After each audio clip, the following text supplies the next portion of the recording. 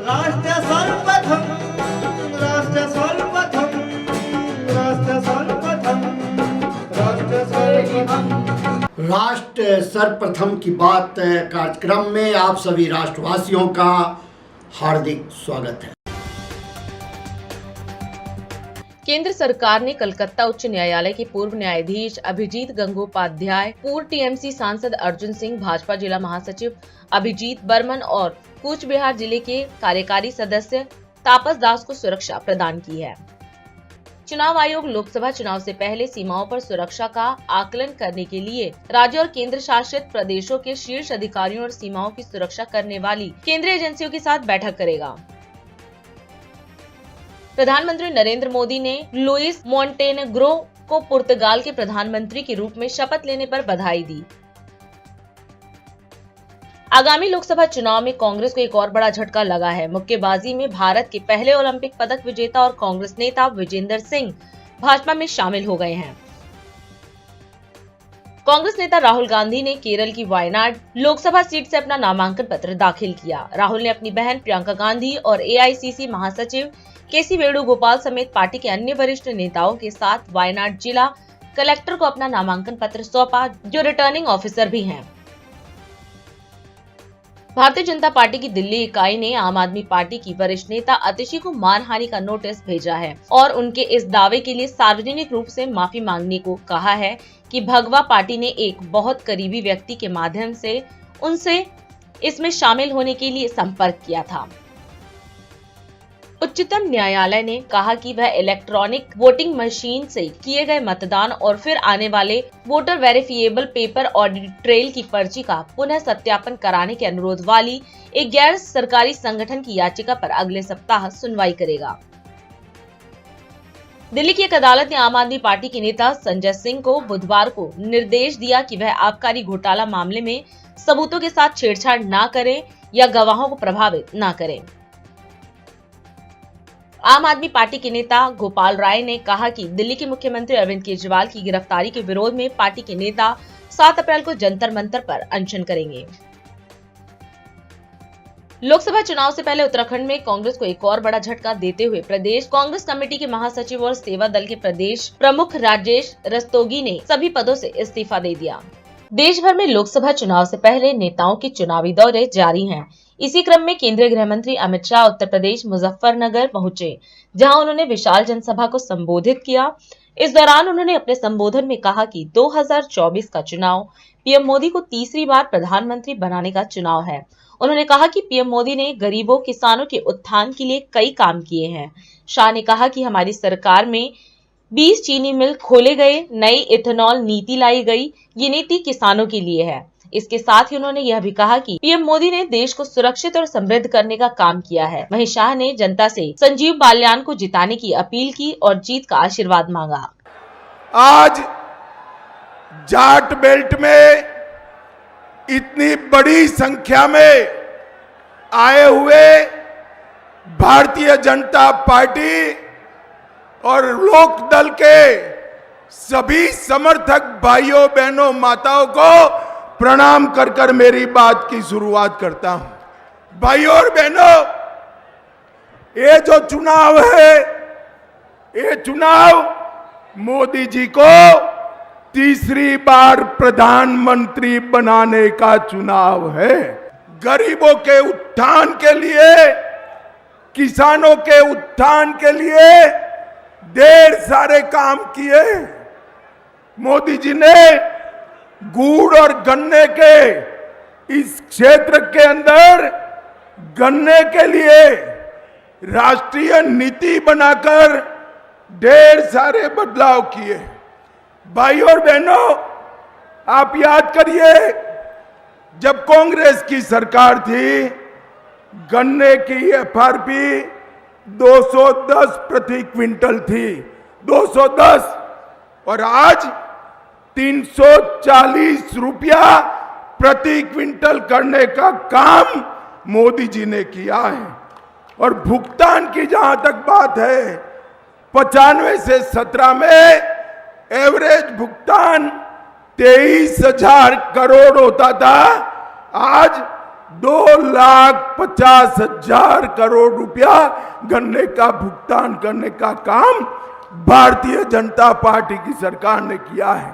भाजपा के शासन में 20 से अधिक चीनी मिलों को शुरू किया गया और 5 नई चीनी मिलें आज नई बनाने का काम हुआ है। और हमने इथेनॉल की पॉलिसी लाकर पहले 2014-15 में इथेनॉल पेट्रोल में मिलाया नहीं जाता था, आज 154 करोड़ लीटर इथेनॉल मिलाया जाता है, जिससे गन्ना किसान की आय को बढ़ाने का काम हुआ है। मोदी जी ने देश को सुरक्षित किया है, मोदी जी ने देश को समृद्ध किया है, मोदी जी ने एमएसपी पर आजादी के बाद सबसे ज्यादा खरीदी करने का काम नरेंद्र मोदी जी ने किया है। भाई और बहनों, आज मैं पश्चिमी उत्तर प्रदेश में आया हूं। 2014 में मैं भाजपा का प्रभारी था। मैं यहाँ आया था कैराना से, मुजफ्फरनगर से, सहारनपुर से पलायन चालू हो गया था। यहां पर कोई सुरक्षित नहीं था। आपने 2017 में भाजपा की सरकार बनाई, योगी सरकार ने यहां पर गुंडों का आतंक बनकर यहां पलायन रोका है और लोगों को सुरक्षित किया है। मोदी जी का मकसद देश के किसान, गरीब, मजबूत, दलित और आदिवासी को मजबूत बनाकर अपने पैर पर खड़ा रहना है। आज मुझे अंत में इतना बताइए, संजीव बालियान को प्रचंड बहुमत से जिताएंगे क्या? संजीव बालियान ने मंत्री रहते हुए पश्चिम उत्तर प्रदेश के लिए बड़ा काम किया है। संजीव बालियान को प्रचंड बहुमत से जिताएंगे। 14 की 14 सीधे मोदी जी की झोली में डालेंगे। मोदी जी को तीसरी बार प्रधानमंत्री बनाएंगे। 400 पार करेंगे। तो मेरे साथ दोनों हाथ उठाइए और प्रचंड आवाज से बोलिए, भारत माता की। शमशाबाद जनपद आगरा में आयोजित प्रबुद्ध जन सम्मेलन में मुख्यमंत्री योगी आदित्यनाथ ने प्रतिभाग किया। इस दौरान सीएम योगी ने चुनावी अभियान की शुरुआत फतेहपुर सीकरी लोकसभा क्षेत्र में जन चौपाल से की। सीएम योगी ने अपने संबोधन में कहा कि यहाँ का अन्नदाता किसान अपने परिश्रम के लिए जाना जाता है। वहीं उन्होंने कहा कि चुनाव में बीजेपी के नेतृत्व में एनडीए गठबंधन है और चुनाव परिणाम के बारे में लोग पहले से आश्वस्त हैं। इसके साथ ही सीएम ने पीएम मोदी के नेतृत्व में पिछले 10 सालों में किए गए कार्यों की चर्चा की और कहा कि फिर तीसरी बार पीएम मोदी को ही प्रधानमंत्री बनाना है। भारी संख्या में फतेहपुर सीकरी लोकसभा क्षेत्र से जुड़े हुए सभी उपस्थित बहनों और भाइयों, फतेहपुर सीकरी अपनी पौराणिक और ऐतिहासिक स्थलों के लिए विख्यात है। एक और देवादिदेव महादेव बाबा बटेश्वर नाथ का पवित्र धाम इस लोकसभा सीट में है, वहीं साथ ही साथ ऐतिहासिक पृष्ठभूमि से जुड़े हुए अनेक ऐसे स्थल जो देश और दुनिया को अपनी ओर आकर्षित करती है, वह भी इस लोकसभा सीट में स्थित है। यहाँ का अन्नदाता किसान अपने परिश्रम के लिए जाना जाता है, तो मां यमुना की कृपा भी इस क्षेत्र पर बराबर बरसती है। ऐसी पावन धरा को नमन करते हुए मैं आप सबका हृदय से अभिनंदन करता हूं। आज हम सब पूरे देश के अंदर लोकसभा चुनाव 2024 के चुनाव प्रचार अभियान का हिस्सा बन चुके हैं। हम सब जानते हैं कि चुनाव की याद आते ही तमाम लोग अपने अपने तरीके से इसकी विवेचना भी करने लग गए हैं, लेकिन पूरे देश के अंदर जहां कहीं भी हमें जाने का अवसर प्राप्त हो रहा है, एक चीज साफ दिखाई दे रही है, और उत्तर हो, दक्षिण हो, पूरब हो, पश्चिम हो, चारों ओर एक आवाज है, लोग ये मानते हैं, लोगों की ये तमन्ना भी है, आम जनमानस की भावना भी है कि चुनाव में एक और भारतीय जनता पार्टी के नेतृत्व में एनडीए गठबंधन है और चुनाव परिणाम के बारे में लोग पहले से आश्वस्त हैं और आश्वस्त इस बात के लिए भी है क्योंकि मोदी जी के नेतृत्व में जो कार्य पिछले 10 वर्षों में हुआ है, ये चुनाव उन कार्यों की प्रति कृतज्ञता ज्ञापित करने के लिए भारत की जनता जनार्दन के द्वारा फिर तीसरी बार मोदी जी को आशीर्वाद दिया जाना है और इसके लिए जनता भी आश्वस्त है कि मोदी जी के नेतृत्व में भारतीय जनता पार्टी फिर से तीसरी बार सरकार बनाएगी, कोई संदेह नहीं होना चाहिए। बहनों भाइयों, आज पहला चुनाव है 18वीं लोकसभा का, जिसके परिणाम के बारे में जनता स्वस्थ है। बस हमारी तैयारी क्या होनी है कि हमारा प्रत्याशी कितने अधिक वोटों से लीड लेकर के देश की संसद में पहुंचता है।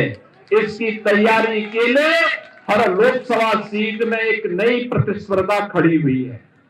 मैं जिस क्षेत्र में जा रहा हूं, जिस भी क्षेत्र में जा रहा हूं, अब तक मैं लगभग 25 लोकसभा सीट को कवर कर चुका हूं और मैंने एक चीज देखी है, जहां भी मैं जा रहा हूं लोग मुझे एक बात कह रहे साहब हमारी बढ़त 3 लाख से प्रारंभ होकर के आगे जनता जनार्दन का आशीर्वाद जहां तक मिल जाए वहां तक हम लेके जाएंगे।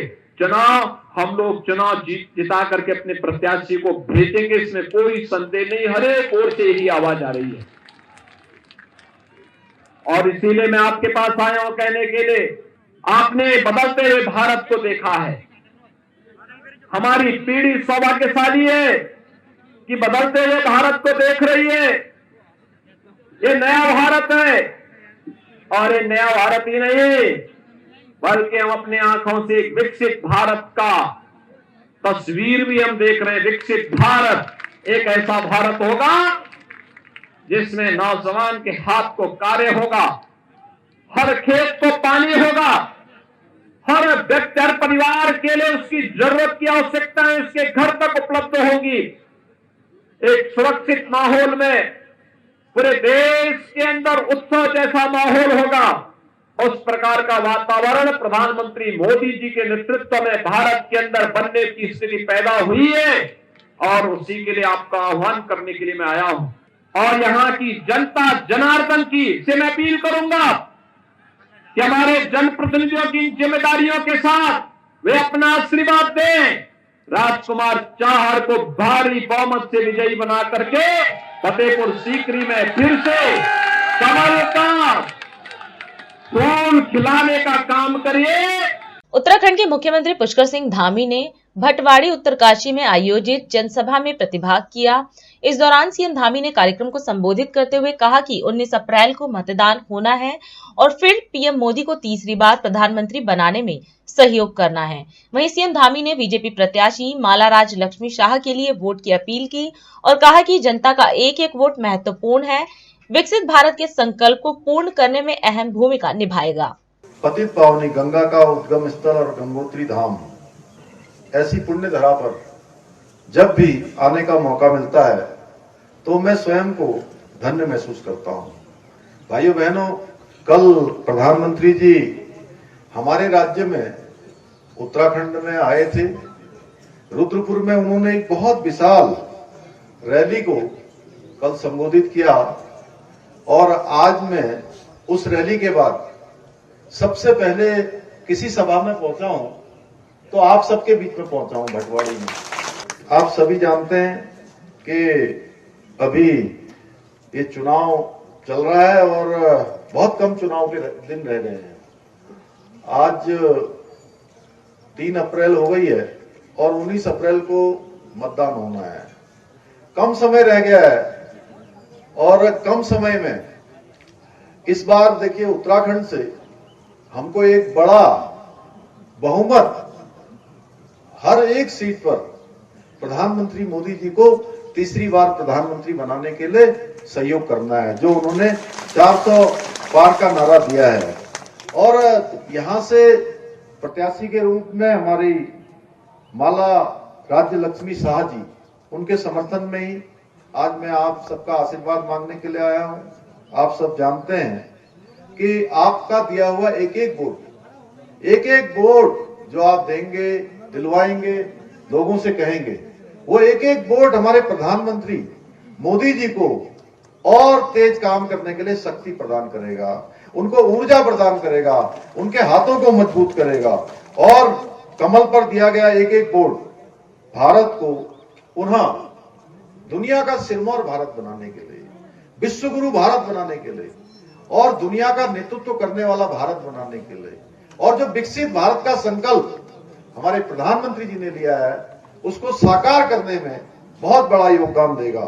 भाइयों बहनों, हम सब जानते हैं कि आदरणीय मोदी जी के प्रधानमंत्री बनने के बाद देश के अंदर अनेक कीर्तिमान स्थापित हुए हैं, नए नए कीर्तिमान स्थापित हुए हैं।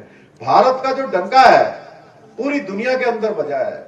आज भारत पहले जैसा भारत नहीं रहा। G20 का जो सम्मेलन हुआ उसके कारण से जहां देश का सामर्थ्य और संस्कृति पूरी दुनिया ने देखी, वहीं हमारे उत्तराखंड की संस्कृति भी पूरे विश्व के अंदर गई। मैं आप सबकी तरफ से भी प्रधानमंत्री जी का धन्यवाद करना चाहता हूं कि उन्होंने हमारे छोटे राज्य में भी एक नहीं, दो नहीं, तीन G20 के सम्मेलन हमको आयोजित करने का मौका दिया। भाइयों बहनों, आज हर क्षेत्र में भारत तेजी से आगे बढ़ रहा है। आज प्रत्येक दिन 38 किलोमीटर सड़कें बन रही हैं। आज देश के अंदर प्रत्येक जिले में मेडिकल कॉलेज खोले जाने के काम हो रहे हैं। आज भारत के हर प्रदेश में एम्स खोले जा रहे हैं, नए हवाई अड्डे बनाए जा रहे हैं, नए IIT, नए IIM, लगातार इसके निर्माण कार्य हो रहे हैं। आज जो दुनिया के विकसित देश थे, यूरोप और अमेरिका के जैसे देश, वो देश भी देख रहे हैं हमारे यहाँ जब स्वदेश निर्मित वंदे भारत जो ट्रेन आई है, वंदे भारत जो रेल आई है, उस रेल को देख रहे हैं और उस रेल को देखकर अचंभित हो रहे हैं कि भारत आज कितना टेक्नोलॉजी के क्षेत्र में भी आगे निकल गया है। किस प्रकार से एक हमारी स्वदेश की बनी हुई तकनीकी से एक शानदार निर्माण कार्य हो रहे हैं। रेल हो, चाहे डिफेंस का सेक्टर हो या अन्य सेक्टर हो, आज मोदी जी के नेतृत्व में भारत विकास के नए नए आयाम स्थापित कर रहा है और अंतिम छोर पे खड़े हुए व्यक्ति के लिए काम हो रहे हैं। हमने भी उनके मार्गदर्शन में, मोदी जी के नेतृत्व में, मार्गदर्शन में उत्तराखंड को पूरे हिंदुस्तान का सबसे अच्छा राज्य बनाने के लिए एक संकल्प लिया हुआ है। और वो संकल्प केवल मेरा नहीं है। जब मैं कहता हूं कि उत्तराखंड को हिंदुस्तान का हम श्रेष्ठ राज्य बनाएंगे, अब हमारी बारी है कि मोदी जी ने कहा है तीसरी बार जब वो प्रधानमंत्री बनेंगे और बड़े निर्णय वो लेने वाले हैं। अभी समय है एक ब्रेक का। हम चलते हैं ब्रेक पर, आप कहीं जाए नहीं, छोटा सा break. Powered by Kamal Buildtech Private Limited, fulfilling promises. With our professional team and experience of delivering projects, in past we guarantee you peace of mind and top quality work in an affordable price.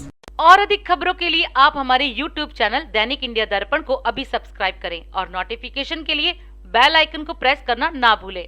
राष्ट्र सर्वप्रथम की बात कार्यक्रम में break के बाद एक बार फिर आप सभी राष्ट्रवासियों का स्वागत। कांग्रेस ने बुधवार को दिल्ली के उत्तर पूर्वी इलाकों में जाकर गारंटी कार्ड बांटे।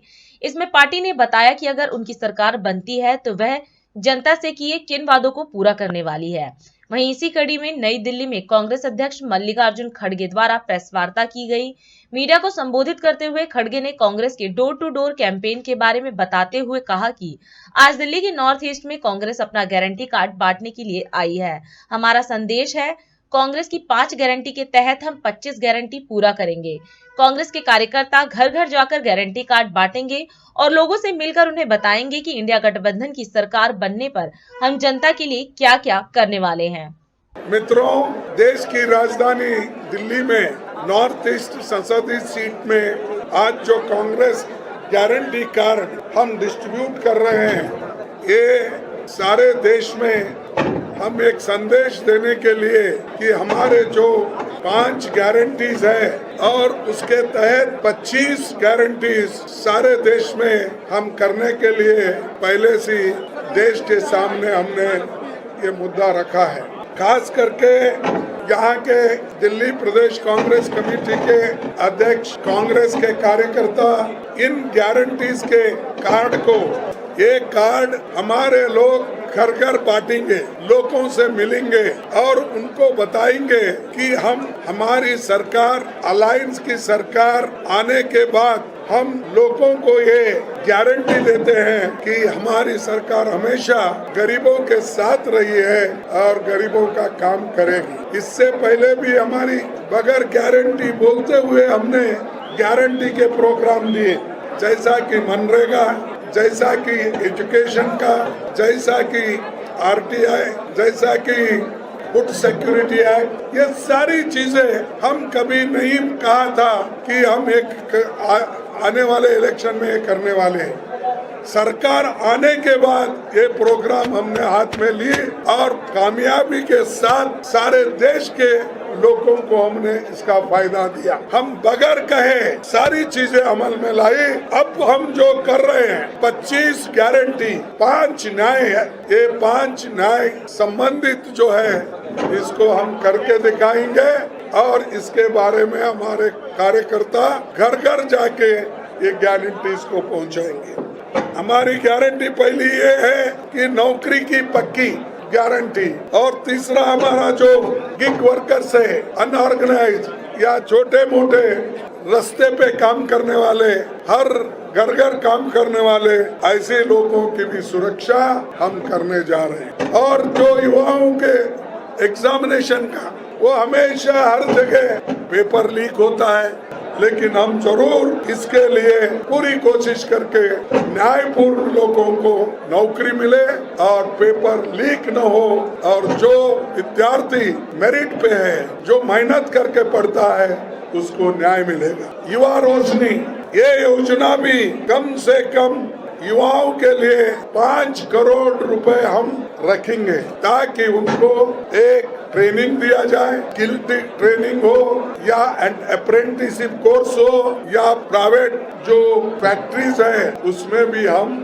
उनको ट्रेनिंग देने के लिए ये काम करेंगे। तीसरा महालक्ष्मी, जिसमें हर साल हम एक महिला जो एक परिवार में बड़ी रहती है, कारोबार करती है, उसको हर साल 1 लाख रुपए देंगे, 1 लाख। और हम जनगणना करने के बाद जिन जिन कम्युनिटीज को, जिन जिन कास्ट को न्याय नहीं मिला, उसके बारे में हम उनके अभ्यास के बारे में, एजुकेशन के बारे में, नौकरी के बारे में, उनके जमीन के बारे में, ये सारी सोच विचार करके एक बहुत बड़ा प्लान बना के हम सभी कम्युनिटीज को, चाहे वो बड़ा हो, छोटा हो, एससी हो, एसटी हो, बैकवर्ड हो या अपर कास्ट पुअर हो, सबको हम ये न्याय दिलाएंगे। उसी के साथ हमारे जो छोटे छोटे मिड डे मील वर्कर्स हैं, आशा वर्कर्स हैं, इनके लिए हम उनकी आमदनी बढ़ाना चाहते हैं। हर डिस्ट्रिक्ट में सावित्रीबाई फुले हॉस्टल हम बनाएंगे और महिला के लिए एक बहुत बड़ा काम हम करने जा रहे हैं। जब तक महिला सशक्त नहीं बनते तब तक घर नहीं सुधरते। और उसके बाद एमएसपी का तो मैंने कहा कि सही दाम और कानूनी गारंटी किसानों के लिए हम करेंगे। ये जो गारंटी कांग्रेस पार्टी रखी है आपके सामने, इसको आगे लेने के लिए हम लोग तैयार हैं, इसको स्वीकारते हैं। लेकिन ये हमारा काम, हमारे दोस्त लोग जो भी प्रेसिडेंट है, ऑफिस बेयरर्स है, वर्कर्स है, महिला वर्कर्स है, स्टूडेंट्स यूनियन है, यूथ कांग्रेस है, किसान सेल है, सभी लोग डट के काम करेंगे, कांग्रेस का नाम रोशन करेंगे। आप पार्टी ने दिल्ली के मुख्यमंत्री अरविंद केजरीवाल की तबियत ठीक न होने का दावा किया है। इसी कड़ी में आपके वरिष्ठ नेता और विधायक दिलीप पांडे ने प्रेस वार्ता को संबोधित किया। उन्होंने मीडिया को संबोधित करते हुए कहा कि सीएम केजरीवाल गंभीर मधुमेह रोग से पीड़ित हैं और ईडी की गिरफ्तारी के बाद से उनके शर्करा का स्तर घटने बढ़ने के कारण उनके स्वास्थ्य में उतार चढ़ाव चिंता का विषय है। इसके साथ ही उन्होंने कहा कि पिछले 12 दिनों में केजरीवाल का वजन 4 से 5 किलोग्राम कम हो गया है।